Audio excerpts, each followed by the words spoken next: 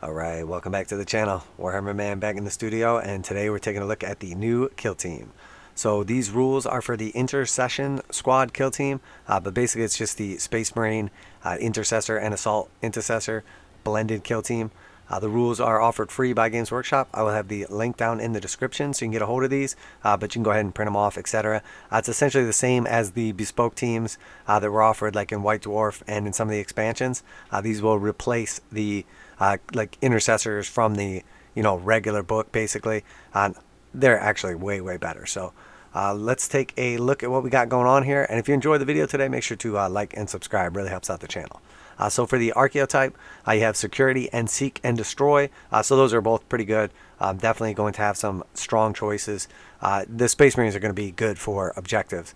They should do quite well. So below we will find a list of the operatives that make up the Intercession squad kill team, including, where relevant, any war gear those operatives must be equipped with.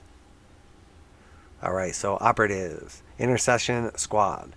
Operative selected from the following list: Assault Intercessor Sergeant, operative equipped with an option from each of the following. So you're going to pick one of these sergeants. You have either the Assault Intercessor Sergeant or the regular Intercessor Sergeant.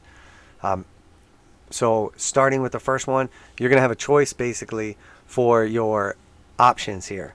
So the first two bullet points are the first option of equipment, and then the second or the third bullet point is for an alternative to those first two. So you're going to get to pick either a hand flamer or a heavy bolt pistol, and that's going to basically like go in your left hand, and then in your right hand you'll choose between a chainsword, a power fist, a power weapon, or a thunderhammer. And then if you don't want to take that option between those, what we just discussed, you can take a plasma pistol and chainsword as your other option. So for the Assault Intercessor Sergeant, you're going to want to have the combat, because that's just what he's best at. So the plasma pistol is really good. I love plasma pistols, but in this case, it's not worth taking a chainsword instead of one of the other weapons. So you're going to want to pick either the hand flamer or the heavy bolt pistol. The hand flamer has limited range, but can hit quite a few guys and does okay. Better against less heavily armored targets. The heavy bolt pistol is decent against armored targets on a crit, and has better range. Now the chainsword, power fist, power weapon, thunderhammer, with those, the most important thing to know is obviously you're never going to take the chainsword, because if you're going to take the chainsword, you would take the plasma pistol chainsword combo.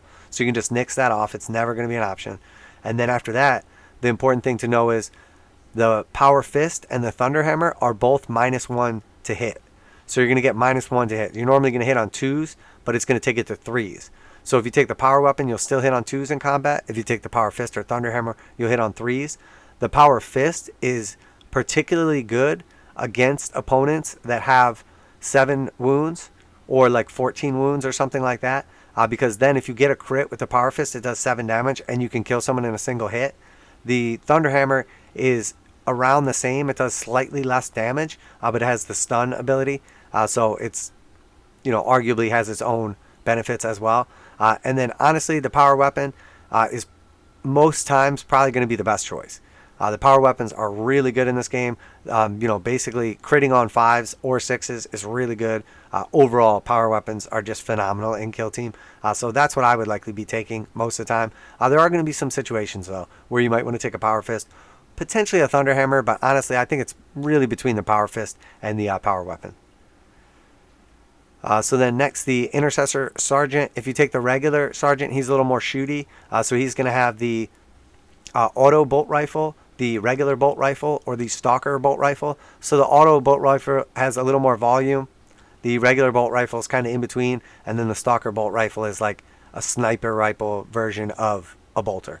And then you have in his other hand, he'll have either the chainsword, a regular fist, a power weapon, or a thunderhammer. Under no circumstances should you ever take fist or chainsword. It just doesn't make any sense. So again, you're going to be right back at that same point again, where you either have the power fist and thunderhammer hit a little bit harder but have -1 to hit, or the power weapon. For me, again, most of the time it's going to be a power weapon. Alright, and then after you've selected your leader, one of those two guys, you'll pick 5 more operatives. And like always, other than warrior operatives, your kill team can only include 1 each from above. I shouldn't say like always, but for this kill team. So you have the Assault Intercessor Warrior, and then you're going to have also a regular Intercessor Warrior. And those are just your generic either combat guys or shooty guys. So you're always, in my opinion, going to take the Assault Intercessor Grenadier. Always going to want him. And then the Intercessor Gunner, always going to want him. So now if you have a leader, an Assault Gunner, and then Assault Grenadier and a Intercessor Gunner, that's going to take up 3 of your slots right there. So then you're going to have 3 slots left to pick either Intercessor Warrior or a Assault Intercessor Warrior. The Assault Intercessor Warrior have no options. The regular Intercessor Warrior just gets to pick his gun. So he's going to always have his fists for melee, and then you can pick, again, the auto bolt rifle, the regular bolt rifle, or the stalker bolt rifle. And then for the Intercessor Gunner, essentially, he's going to get those same selections for which gun, but then he also has an underslung auxiliary grenade launcher, which is very good. So you just pick what gun you're going to stick the grenade launcher on, basically. All right, and then bolt weapons, just kind of summing it up here, it says essentially anytime they refer to a bolt weapon is a ranged weapon that includes bolt in its name, e.g. stalker, bolt rifle, heavy bolt pistol, etc. So it's basically all of the guns that say bolt. All right, so now on to the tac ops. So you can use the tac ops below as specified in the missions sequence. So you're going to get to pick essentially what archetype you want to pick for your mission objectives, your tac ops, and then you can swap out with some of these as well if you rather, or you can pick all the other ones. There's some of these are really good. So shock and awe we had before. Basically, you reveal this tac op in the reveal tac op step of any turning point. So again, at like the beginning of the turn, when you're revealing tac ops, you'll push this out there so your opponent knows what you're going for. At the end of any turning point, if friendly operatives control one or more objective markers that were controlled by enemy operatives at the start of the turning point, you score a victory point. So your goal is to basically take a objective from your opponent, but it has to be an objective that they controlled at the beginning of the turn. So they have to have either started on that objective from the previous turn or at the beginning of the game, and then you have to take it, you get a victory point. And then once you've achieved that, if you do it again any point in time during the game, take another objective from your opponent, you gain a second victory point. That's fairly easy to achieve. Your opponent does have the ability to essentially like try to counter this by not letting you take objectives from them or not holding objectives themselves, but that's counterintuitive to like their own plan. So there's not much they can do to stop you from doing this, because then you're just going to end up controlling all the objectives. You're probably going to win anyway. So this is a pretty good one to take overall. Next, we have Champion of Mankind. You can reveal this tac up with a friendly Intercessor Squad operative incapacitates an enemy operative. So at the end of the battle. So when you kill a guy, you reveal this. And then the way it's worded is kind of weird, but you kill a guy, you reveal this, and then at the end of the battle, you're going to tally up what's going on here. So at the end of the battle, if that friendly operative has incapacitated more enemy operatives than each other friendly Intercessor Squad operative has during the battle, you score a victory point. So you're going to have already incapacitated one guy when you reveal this, and then you're going to keep a tally for that same guy for the whole game. And if he kills more than any other guy in your army, so you're going to obviously pick your best guy to do that, because you want your kill team, obviously to be killing people. So you don't want to like kill 1 or 2 guys with this and then be thinking about how you're going to score this and intentionally not killing guys with your other people. So you want to make sure it's your top killer in a good position, and then that's when you want to reveal it. So that's going to get you 1. And then if the friendly operative has incapacitated more enemy operatives than each enemy operative has during the battle, you score an additional victory point. So you have to kill the most out of your whole team to get 1 victory point, and you have to kill the most out of the whole game to get 2 victory points. So again, you want to put this on your most killy guy, likely going to be probably your sergeant. And then next we have the Indomitable Superiority. Reveal this tac up at the end of the battle.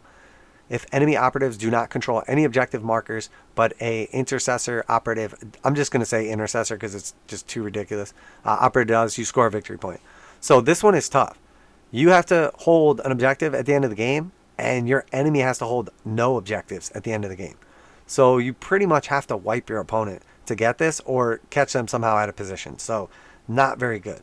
And then the second half is if there are less enemy operatives in the kill zone than there are friendly intercessors, you score 1 victory point. So if at the end of the game you outnumber your opponent, you score a victory point. That's a tough one too, because you're probably going to be outnumbered either 6 to like 8 or 10 or 12, something like that, 14 even. So while you're going to be pretty killy, if you start with 6 guys and your opponent starts with 14 guys and they kill half your kill team, you're going to have 3 guys left. If you kill half their kill team, they're going to have 7 guys left. So you have to superior, like overperform. You're going to need to be trading at like 2-to-1 rates and early kills to really like kind of grind them down. So not great. Again, I really don't think this is a good one. I think the first one is going to be the most likely one. After that, it's kind of meh. And then we have the that's just a little description there for it. So we'll keep on moving down here. So now we have abilities. Below you will find common abilities of the Intercession squad kill team. Okay, so chapter tactics. We know what chapter tactics are. I'm just going to read the actual stuff, not like the lore parts. When you create a roster or data slate for an Intercessor squad kill team, select 2 abilities from these listed below. Every Intercessor operative on your roster or data slate gains those abilities. Okay, so when you create your roster, you're going to pick from this.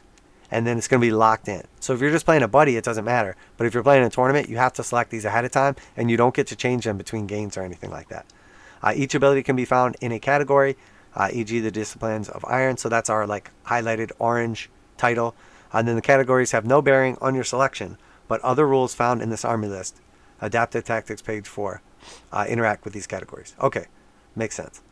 So we're going to select 2 of these abilities. It doesn't matter where we select the abilities from, but you get to pick 2. So martial zealotry is aggressive. Each time the operative fights in combat, in an activation in which it performed a charge action, its melee weapon gains the rending critical hit rule for that combat.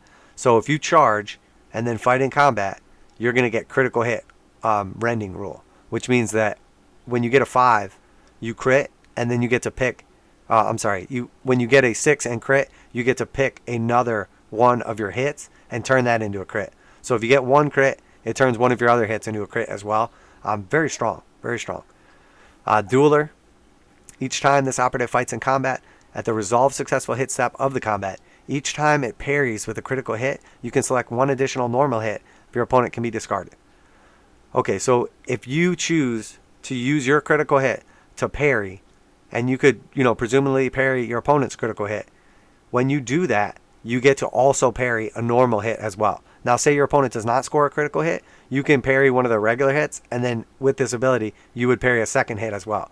So if you're going into combat and you have, say, 4 attacks, and your opponent only has 3, or maybe they have 4, when you do that initial parry with one of your, let's say you hit with all 3 attacks, let's say, when you do that initial parry, you're going to take away one of your opponents, and then you're going to take away a second one of your opponents. So if your opponent only had 3 attacks, chances are they probably hit you twice, so you just parried both their attacks, and then the rest of your attacks just go straight through to them. So that can be very strong. Rapid. Add triangle to the operative's movement characteristic. So a little extra movement. Is 1 inch going to be a game breaker? Could be, but I mean, if all your guys are moving an extra inch, it can make a difference by the end of the game. Definitely makes you pretty mobile. So then we have tactical evasion. So Raider, this operative can perform a charge action while within engagement range of an enemy operative. In addition, each time this operative performs a normal move action, it can move within engagement range of an enemy operative, but cannot finish its move there. Okay, so this is an interesting one. It's kind of complicated, but not really when you think about it. So normally, if you're already in combat, you can't charge. So what this does is it lets you initiate a charge move from in combat, so you could potentially charge into a second guy, so you stay in combat with the first guy and then engage a second guy, or potentially even leave that combat and then end combat in range of a different guy. So that is pretty good. Definitely like super tactical. If you're like a tricky type player, you definitely throw some people off with this. And then the second part of it is, in addition, each time this operative performs a normal move action, it can move within engagement range of enemy operative, but cannot finish its move there. So normally when you go to make a normal move, you cannot move within engagement range of a guy. So they can block basically a bubble the size of their base plus an inch around it. So in this circumstance, you would be able to move past that person as long as you're not, stopping in combat range. You can move past them as if they weren't there, don't get engaged, and then just keep going. So if someone's trying to block like a key route towards an objective or a key player or something, you can literally just move right by them and then go to where you want to go. So that could be very strong, as move blocking is big in Kill Team.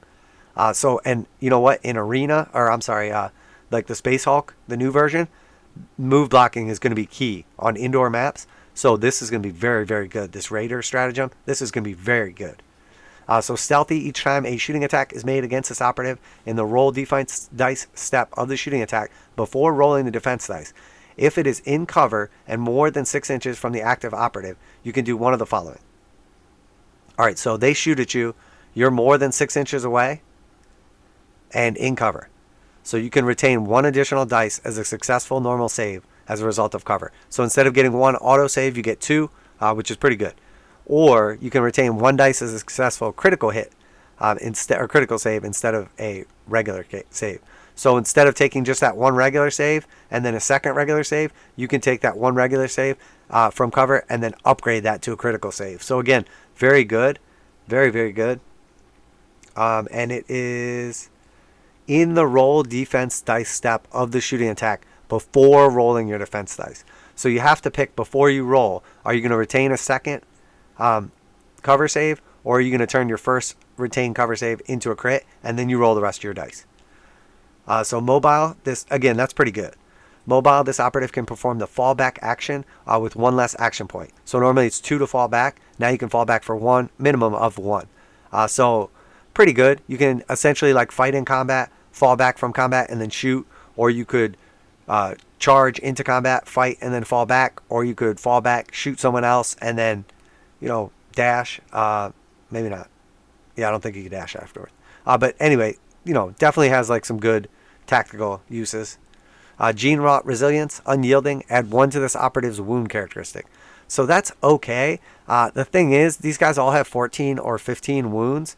So the extra 1 is like pretty negligible. So you have 6 guys. So you're basically getting 6 extra wounds. And the likelihood of that wound saving a guy, not that likely. So this one is a no-go probably for me. Durable, critical hits inflict 1 less damage on this operative. Again, not only does... how many critical hits get scored on you? Not that many. And then to just reduce the critical hit damage by 1. There's going to be circumstances where both those are good, having an extra wound or reducing critical hit damage by 1. So you don't get auto-killed in 2 shots or something like that. But it's with all the other choices here, I don't think you're going to pick those very often. Hardy, each time a shooting attack is made against this operative in the roll defense dice step of the shooting attack, retained defense dice results of 5+ are critical saves instead of just 6s. This is really, really good. So you basically critical save on 5s instead of 6s. So you're going to have your regular save, and on a 3-up you save, but instead of on a 6-up it's a crit, on a 5-up it's a crit. So this is going to mitigate a lot of damage. This is probably one of the best in my opinion. Discipline of Iron, accurate each time this operative makes a shooting attack with a bolt weapon in the roll attack dice step of the shooting attack. If you retain any critical hits, that weapon gains the no cover special rule. So if you shoot somebody and crit, they don't get cover. Pretty good. Methodical, you can ignore any and all modifiers to the ballistic skill and weapon skill characteristic of this operative's weapons. So if you have a power fist or a thunderhammer, that -1 doesn't affect you anymore. So if you were like hardcore, wanted to take a thunderhammer or a power fist, this is your chance to do it and not suffer the penalties. Now, the truth is, what is this really good for? You're only going to be able to take 1 guy with a power fist or a thunderhammer. So it's only going to affect 1 guy. You can ignore any or all modifiers to ballistic skill and weapon skill of this operative's weapons. So the way it's worded with weapons, I'm not sure if that is going to affect if you're injured. Because normally if you're injured, you lose -1 to your weapon skill and ballistic skill. I'm not sure. I'll have to check the wording on that exactly. Because that makes it a lot better. If it doesn't affect being injured, it's not really that good. Obviously, your sergeant is a stud. So he's going to be doing a lot of killing. So being able to take a power fist or a thunderhammer and not get the -1 penalty is really good. But there's a lot of other really good stuff. Deadly sharpshooter for the bolt weapon. This operative is equipped with. So subtract 1 from its critical damage characteristic. And it gains the mortal wound 1 critical hit instead. So you lose 1 damage from your crit. And then that 1 damage just becomes a mortal wound instead. So you can kind of grind something by. That's going to be really good against other teams that have 3-up or 2-up saves. So against like Grey Knights or something like that, it's nice to sneak through like a mortal wound in case they're like saving everything. But again, it's not that good. I don't think I would ever take that. Now, depending on what your selection is, you may disagree. All right, so now our ploys. So we have the strategic ploys. All right, so if you're not familiar with strategic ploys, most of you guys obviously are. Everything on this list is one command point. The way the strategic ploys work is you do them at the beginning of the turn, and they affect your whole kill team for the whole turn.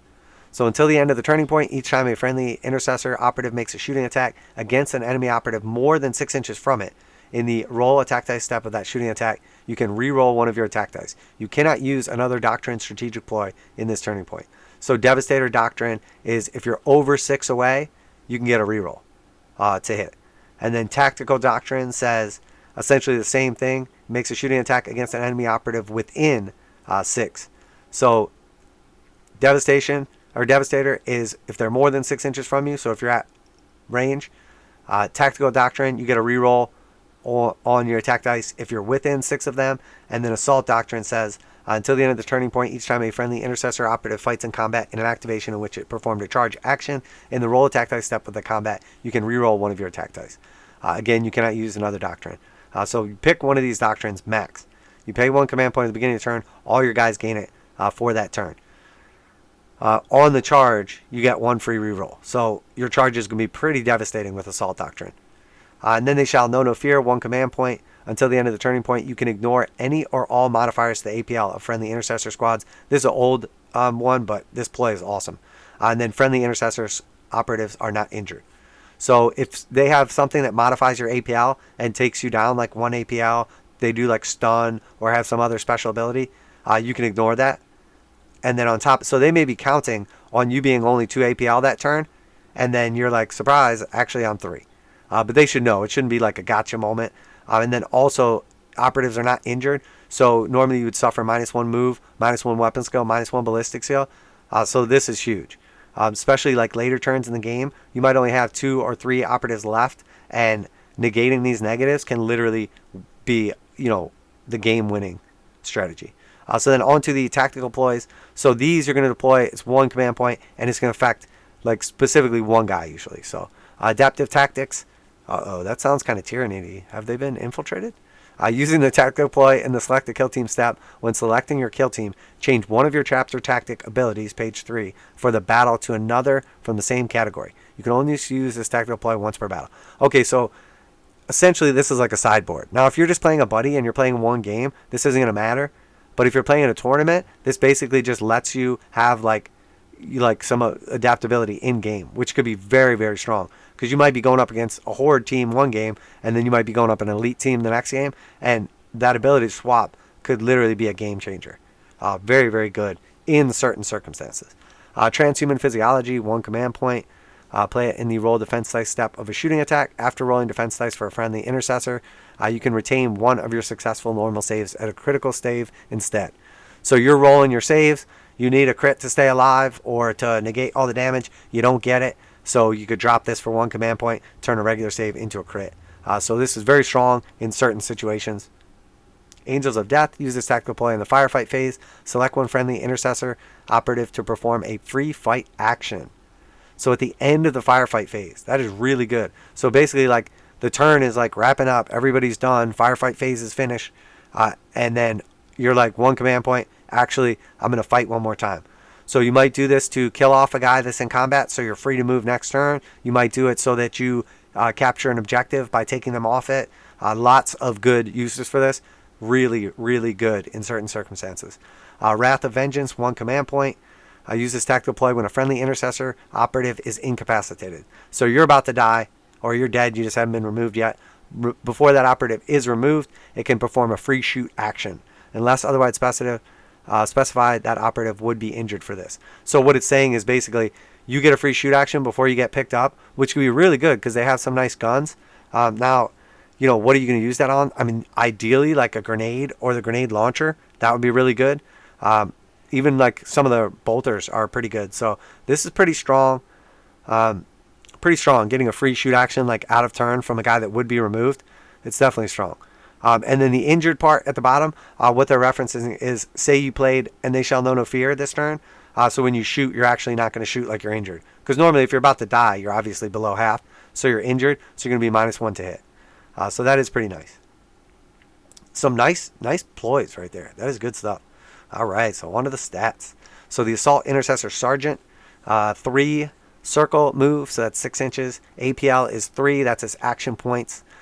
GA, group activation, I'm assuming none of them will have a group activation. So defense is 3, save is 3+, and wounds is 15. Very, very nice. Super hardy. And then you have all your regular weapons. None of these are new. The hand flamer, the heavy bolt pistol, the plasma pistol, standard and overcharge, the chainsword, the power fist, the power weapon, the thunder hammer. So again, you're never going to take the chainsword or the fist unless like that's the only model you have. You're always going to take either the power weapon or the power fist / thunder hammer.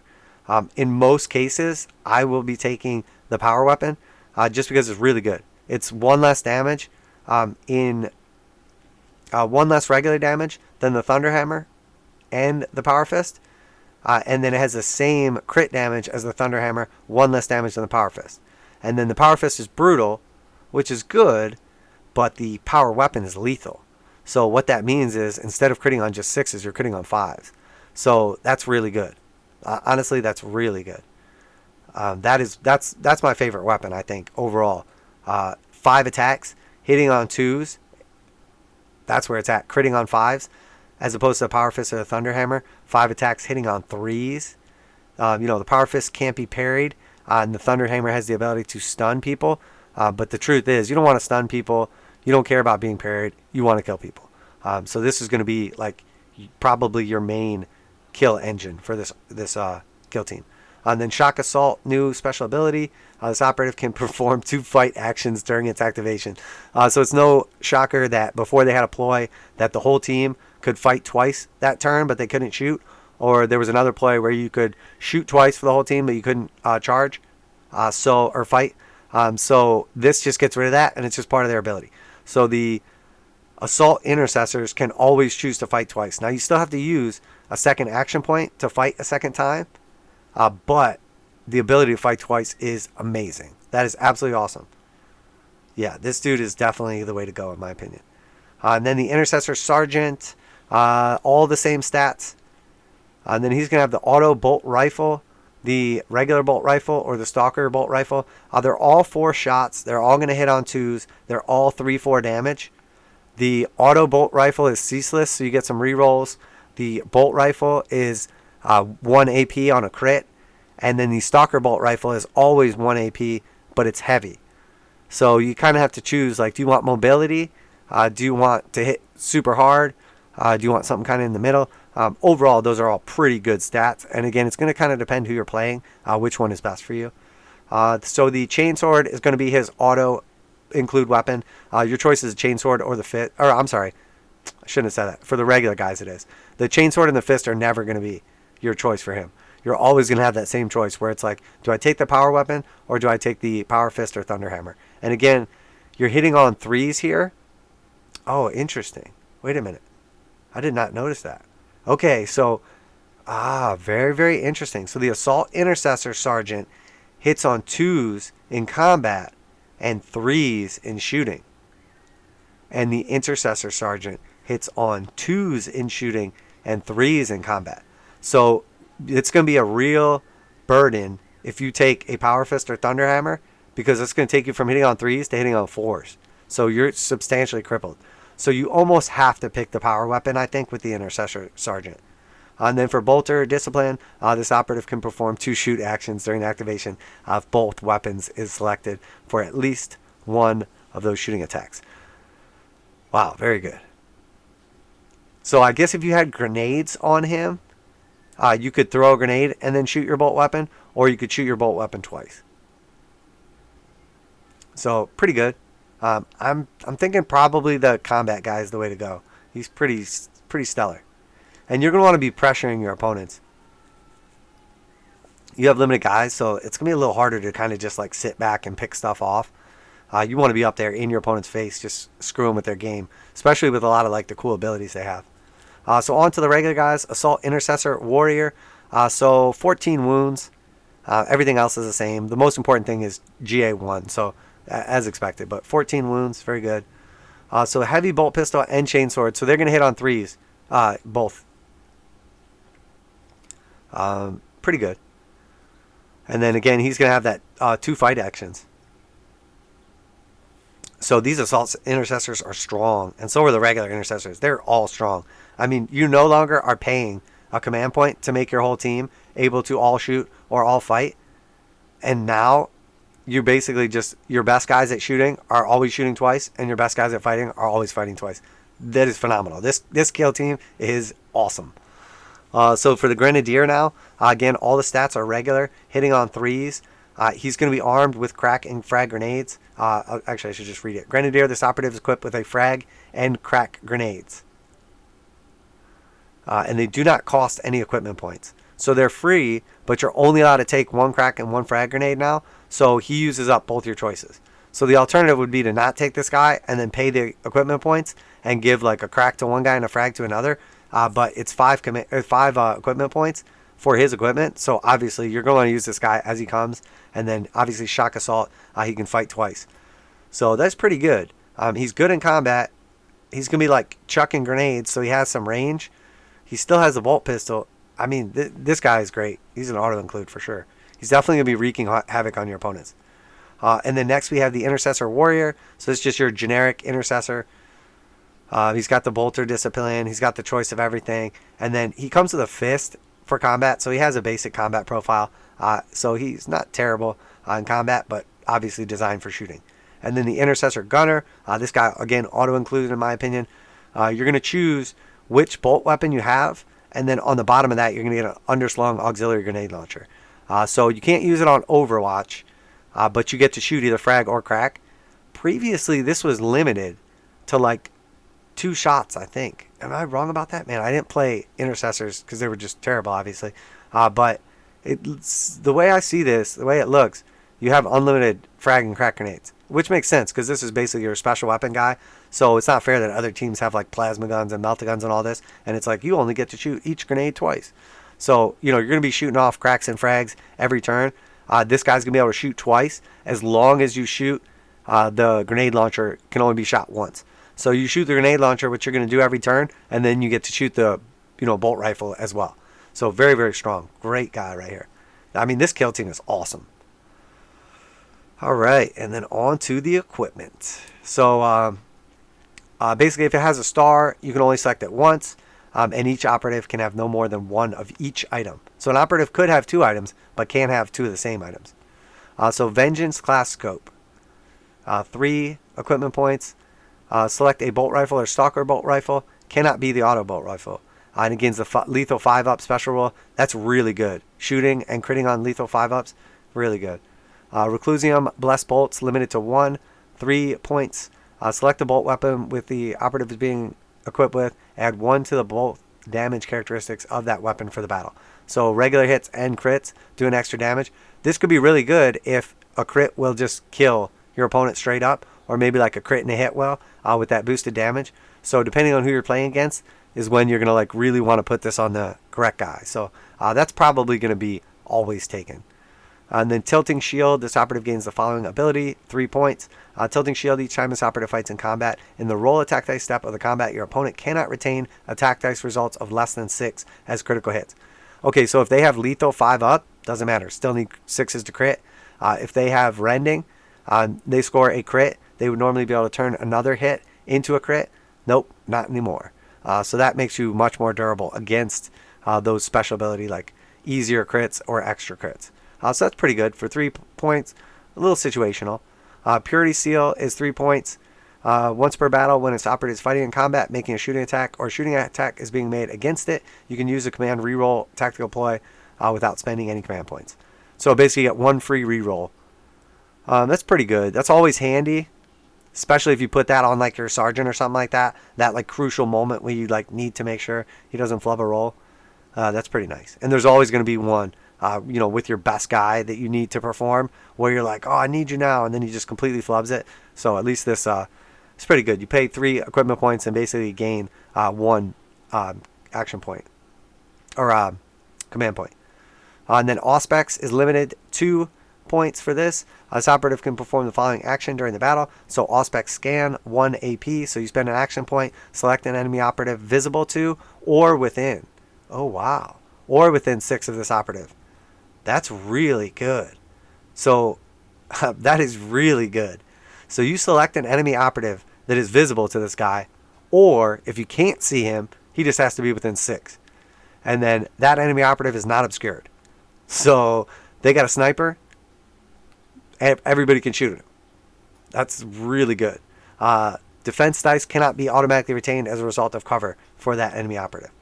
So you take away their cover, you take away their obscured, and the only limitations are you have to be able to see them or be within 6 inches of them. That is phenomenal. That's almost too good. It should be you have to see them and be within 6 inches. I mean, Space Marines have been terrible. So let's not change it just yet, but that is really strong. That's auto-include. This operative cannot perform this action while within engagement range of an enemy operative. So you can't do it if you're within combat. You're too busy focusing on killing the guy in front of you or not getting killed. Next we have Combat Blade, 1 point. So these are only going to be useful on your regular intercessors because normally they have their fists. You're just giving them a blade instead. And you're doing this probably because you have an odd number and you're just trying to fill the gap. So it is pretty good. And then you have Frag and Crack Grenades, 2 and 3 respectively. They're both limited and they're already on your Grenadier. So you're never going to take Frag and Crack Grenades because you're always going to take Grenadier, in my opinion. So we can knock them right off the bat. That's great. So you don't have to waste points on them. So what you're basically going to be doing is, in my opinion, you're automatically taking the Auspex always. So that's 2 of your points gone. So you're going to have 8 points left. And all of these are 3 points. So you can't take 3 of them. So you're going to pick 2 of the 3-point items. You're going to pick the Auspex. And then that's going to put you at 8. And then you're going to take 2 Combat Blades. That's pretty much how it's going to go down. Now, alternatively, you can not take the Auspex and take 3 of the 3-point ones. But that Auspex is so good. I mean, you'd be insane not to. Even if you're building a combat team, the Auspex is still really good. Alright, and then Spec Ops rules. I'm not going to go through these. These are basically like the campaign rules. There's a bunch of like cool little abilities you can get. Some like rare equipment, strategic assets, all that good stuff. The links will be down in the description for this. I got to say, my first impressions, I'll go back through. I'm sure I made some mistakes trying to rush through here. I mean, these videos go super long. We're at 37 minutes right now. So that was me rushing, and it still took 37 minutes. So I'm sure I made some mistakes or whatever. If I did, please feel free to correct them. Let me know your opinion. What do you think of this? Are you excited? Honestly, before, Grey Knights were pretty much the go-to if you were going to pick Space Marines. Death Watch was pretty good also, not quite as good. But the truth is, these are phenomenal. They're going to give the Grey Knights a run for their money. Honestly, I think these are better than the Grey Knights are. Grey Knights are really good, don't get me wrong, but I think these are better. They've got a couple nice abilities. So yeah, let me know what you guys think down below. It is awesome that we're getting this kill team for free. I was expecting it to come in White Dwarf. It was a lucky guess that they were going to do an Intercessor kill team. But the way they did the Infiltrators and Cursors, I had a feeling they were going to do this with the regular Intercessors and the Assault Intercessors. So it was kind of obvious. But at the same time, I expected it to be White Dwarf. I would have paid the $11 for it. You know, but hey, it's free. So that's even better. So gotta love it. Good job, Games Workshop. Keep up the good work. Keep up the good work. Don't let it go to your head though either. But that's it for today. If you enjoyed today's video, make sure to like and subscribe. Obviously put out at least one video every single day. Reactions, reviews, news, painting, modeling, conversion, tutorials, magnetizations. Check out the playlist. Pretty much anything to do with Warhammer 40,000, Kill Team Necromunda, Age of Sigmar, Warcry, and of course some Horus Heresy in there as well. That's it for today. Warhammer Man Studios. I'm Warhammer Man, and I'm out of here.